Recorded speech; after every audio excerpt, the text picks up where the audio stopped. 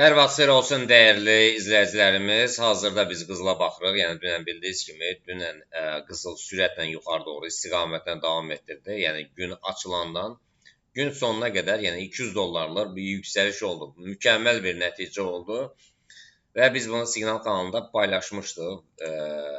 Yəni biz də dünənə baxaq,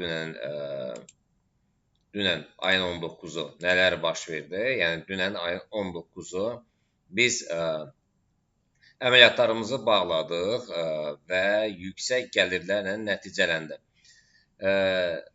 Həm qızılda, həm gümüşdə. Demək, biz qızılda, gümüşdə alqı-satqıları həyata keçirdik. Bizdə Bitcoin'da da məncə əməliyyatımız var idi, açılmışdı. Baxaq görək, Bitcoin'da əməliyyatımız, alış əməliyyatlarımız vardı. Desənə onu burada da tapmaq lazımdır ki, hansıdır Bitcoin. Nəysə, əsasən gümüşlə qızılda biz gəlirlər əldə etdik və bunu Siqnal kanalında paylaşdıq. Bugün yenidən alış və satış əməliyyatlarını nəzər çatdırmışıq. Yəni Siqnal kanalında qeyd eləmişik. Hazırda buy stop, sell stoplarımızı yerləşdirmişik. Eyni zamanda gümüşdə də buy stop, sell stoplarımızı yerləşdirmişik. Bunu ləğv edək buradan. Buy stop, sell stopları.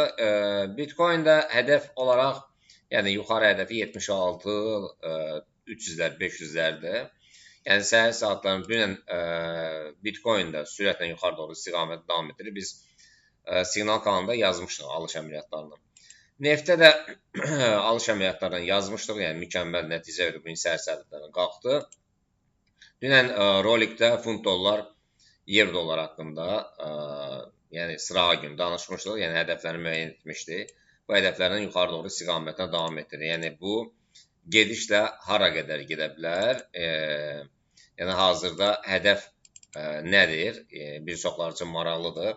Hədəf olaraq biz nəyi nəzərdə tutmuşuq? Yəni hədəflər, yəni bildiyiniz kimi hazırdakı hədəf qiymət Fibonacci 61-dən çıxıb yuxarı doğru istiqamətə, yəni 1.37, 500-lərə, 38-lərə fokuslanıb.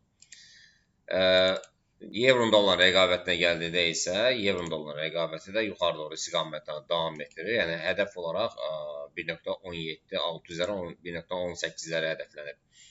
Təbii ki, korreksiyalar olacaq. Ən böyük gəlir qızıl və gümüşdədir.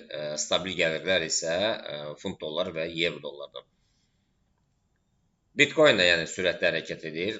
Neft təhlükəli ola bilər, çünki müharibələrlə bağlı hər an bir qərar çıxa bilər. Yəni neftin istiqamətini dəyişə bilər. Eləcə də yəni euro dollar, funt dollar, gümüş və qızıldadır. Belə əzizlərim, hamınıza uğurlar arzulayıram. Siqnal kanalında bildiyiniz kimi 2 günlük pulsuz istənilən bir insan, bizi izləyən insan abunə olub, oradan qazanlarından müəyyən hissəsini verib, aylıq abunə ola bilərlər ödənişli kanal üçün. Sağ olun, görüşmək ümidi ilə.